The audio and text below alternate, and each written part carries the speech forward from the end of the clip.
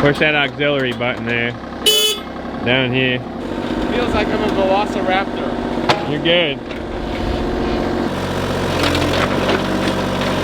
I am in my office dying laughing watching this footage, and this is the face of somebody that runs equipment every day when I get on the machines. But I'll put this at the end of the video, but I wanted to get you guys some knowledge first. What's up, Stripe Nation? Blake Albert's here with B&B Lawn Care. Today I'm here on a job site with my buddy Josh Sutton.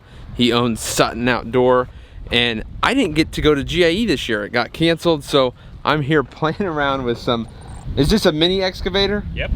With a little bit of mini excavator action. You guys will get a good laugh out of it because the controls are all, it seemed all backwards for me. So took me a little bit to learn, but basically they are here, and I'll throw in a video actually because they were using this the other day. I was here on this job. It's called a stone hook, and so it suction cups onto those slabs, which they made the stairs out of, and it was actually really, really cool. So I'll throw in that video right now.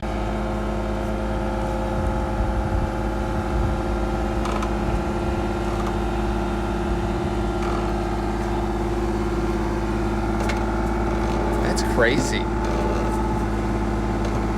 And now what we're doing, it looks like it's Monday problems. The Dingo track just went off, so let's go see how they solved that. It went off of the wheels there. Uh-oh.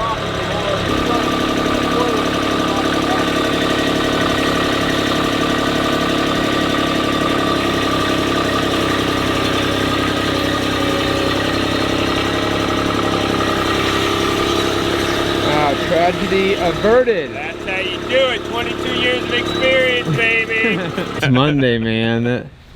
That was close. So what would you have done if it would have came off? You had to take those off? Yeah, we would have had to try to lift it probably with the excavator and then take that track off and loosen it and then tighten it back up. Oh my.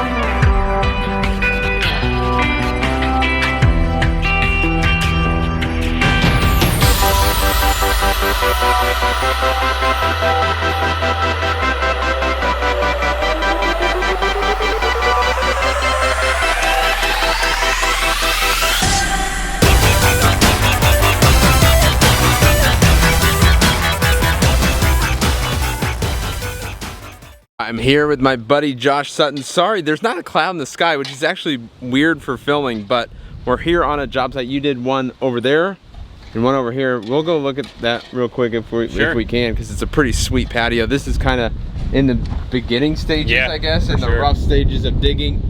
I appreciate you letting me use the excavator because I didn't get GIE, so I needed to look like an idiot running something. You did a good job.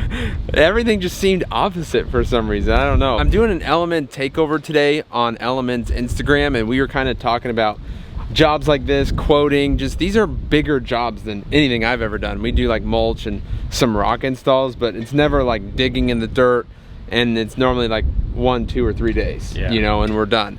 And then mowing is 15 minutes and we're done. So did you start out like with smaller jobs, and how did you get to like this? Like, did you do make a lot of mistakes and lose a lot of time and money on jobs like this when you were first starting out? I kind of started off smaller with like little front yard planter beds and replacing like old railroad tie walls and doing things like that, and then slowly progressed as I gained more experience and knowledge and more confidence in projects, and now we're getting into stuff like this where it was kind of out of my comfort zone, but I was confident we could handle it, and we're learning as we go even, and now we're trying to deal with all this irregular stone and piece it together to make it look kind of natural. So we're just relying on our past experiences, and just, you're gonna make mistakes every day, so we grow and we learn every day, and we're not just kind of stuck in our old ways. We're just kind of pushing ourselves every day to get a little better and try new things, and now we're, you know, each time you do that you get a little bit better and more confident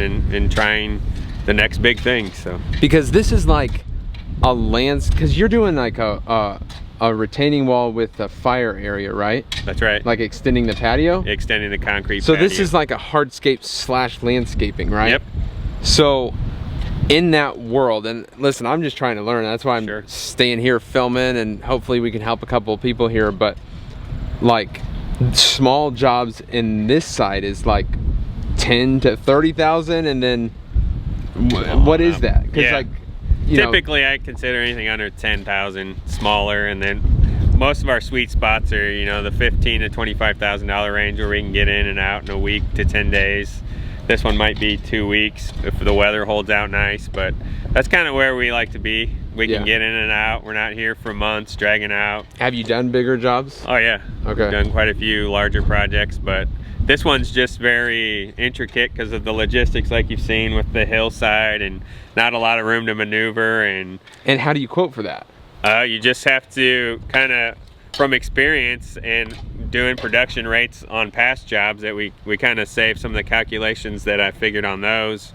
Just kind of gotta shoot for the stars and hope that you hit it. But with the with LMN, we put in the production rates for each project, for each, like setting natural stone, or they're digging by hand. So there's production rates we have for setting natural stone with a machine, by hand, different things. So those just plug right into our estimate, and makes it pretty easy to kind of do some of these more complicated projects where before I might have missed a lot of that. So, well, I feel like in mowing, it's like, and like I said, you guys were sitting around here for 10 minutes waiting for Jeremy to get back with rock, and I'm like, dude, if this was mowing, we'd be like, what are you doing? Like, go do something, go knock on the neighbor's door, or whatever, because like it's all about the rushing the time. Like, if we're there for 30 minutes, you know, like we're losing money on a mowing job. So and even with the equipment, you've got a skid steer sitting over there, an excavator over here, a Toro Dingo. That's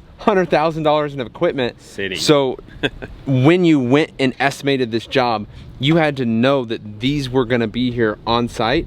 And then in LMN, you just put those on, and you already had all this equipment set up, so you know what it's going to cost you per day. Daily fee that the clients are charged for them to be here, because then we might just jump over there, move a few of these boulders quick, but that's still saving us time versus the manual labor it would cost us. So you don't want them sitting for days unused, and we definitely don't like to sit and wait 30 minutes for rock, but sometimes that's just got to be figured in.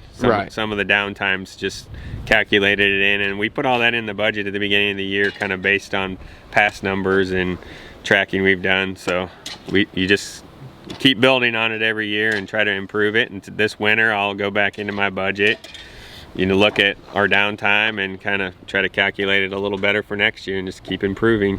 Right. And so this equipment here is going to help save you time, but you also can't be like, the word would be like stingy with not having an excavator here and just trying to dig out this little area, because you're going to end up spending more money, but you're just charging the customer.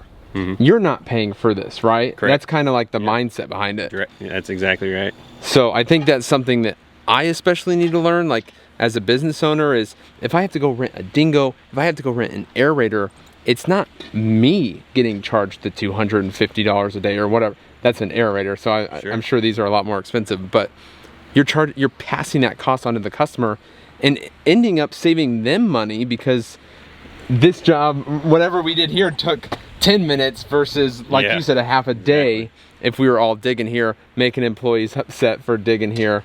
So that helps a lot, man. Just the mindset behind a job like this is totally different. Like if somebody's mowing grass and wants to get into this stuff, some of the philosophy behind it is a lot different. For sure. Yeah. You know, you guys went and rented this machine, and you just put that into the estimate. Yep.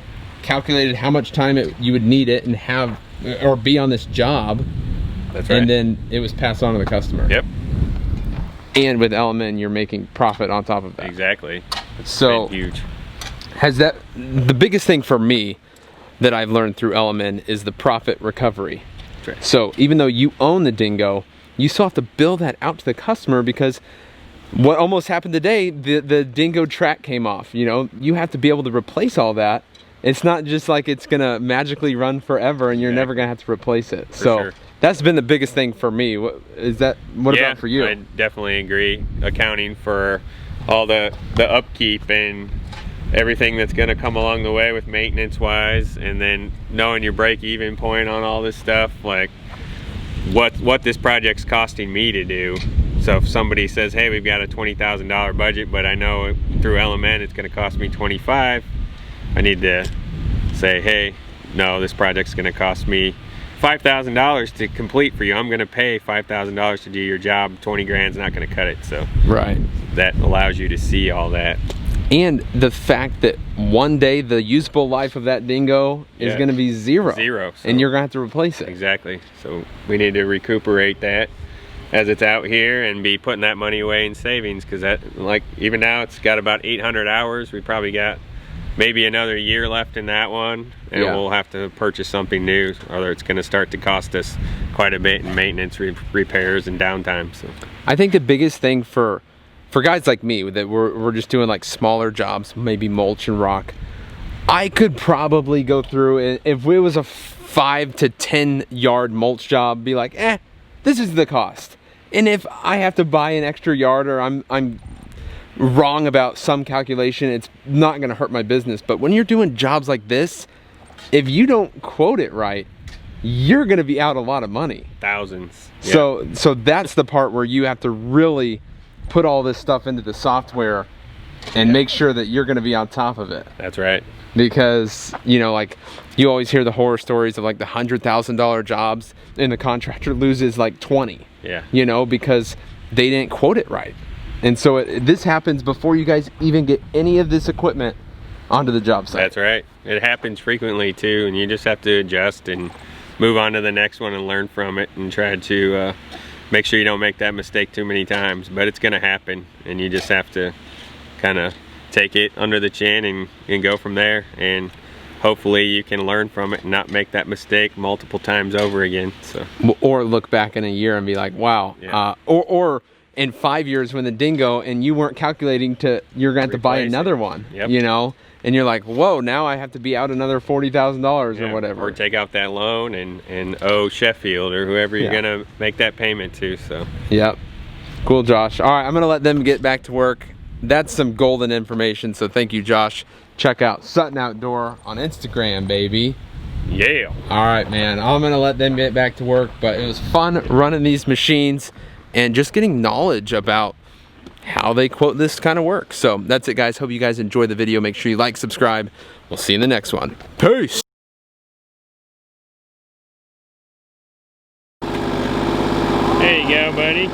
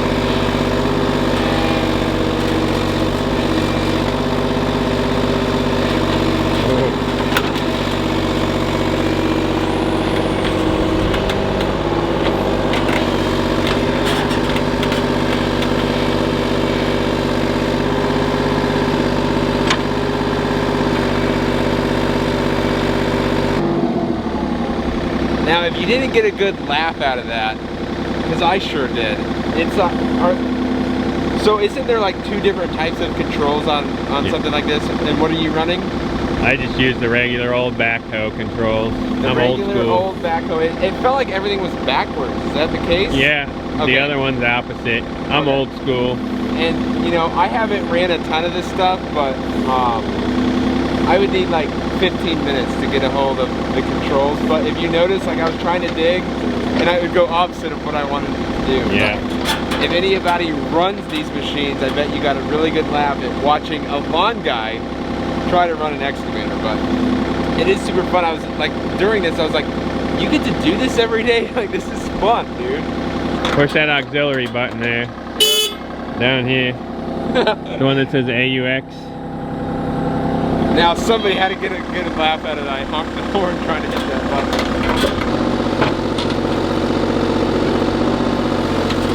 The thumb control. There you go.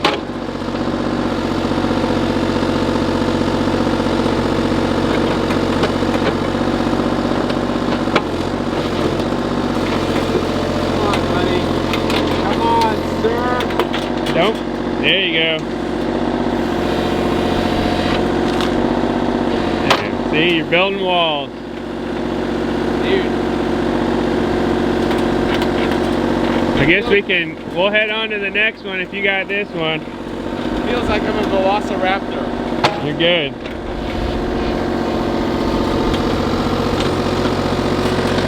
Velociraptor with only one wing or something, I don't know.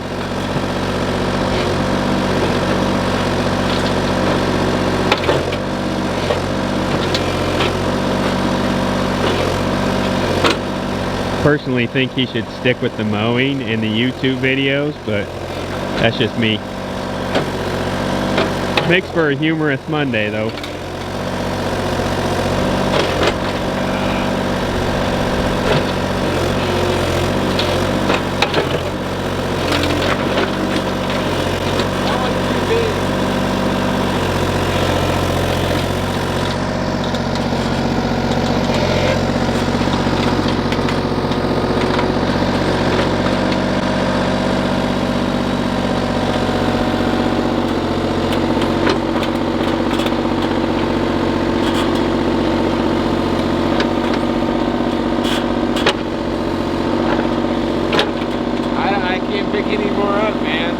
Well, you get that one back out of the trench. Alright.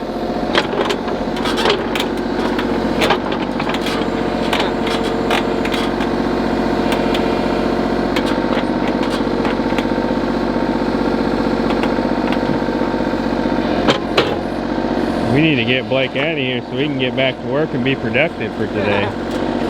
Uh-oh. Gonna be some work to do fixing that. Oh.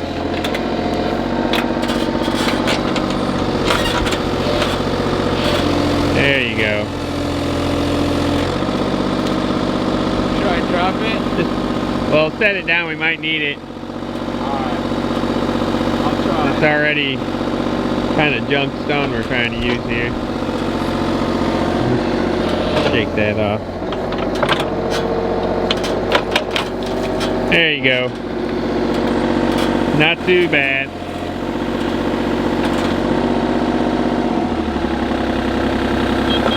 See, for us lawn guys, GAE was my only chance to like do this stuff. So I had to do it now here with my buddy Josh Sutton. So good job, man. what is this? What kind of U35? 35 Kubota. It's a good small machine, but it's still got enough lift to get these boulders where we want them. But we had pretty tight access here too, so we couldn't rent a larger machine. So it's what we got to work with.